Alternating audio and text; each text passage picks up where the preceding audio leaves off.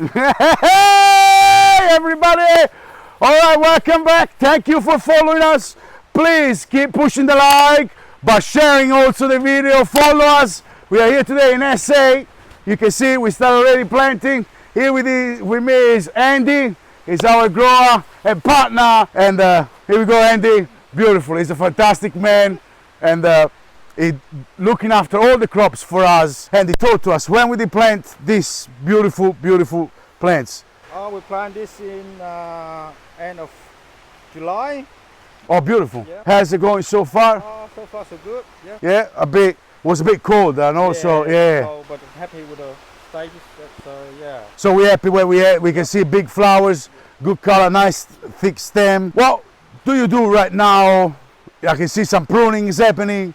What else we do in this? We give them, I don't know, nutrients. Start put some nutrients in, so make sure the growth is going up perfectly. And so obviously the usual things like sample, you're checking it, and then you add the nutrients that the plants needs. So when your rocket will be ready, picking time? Probably we're talking about mid to probably end October.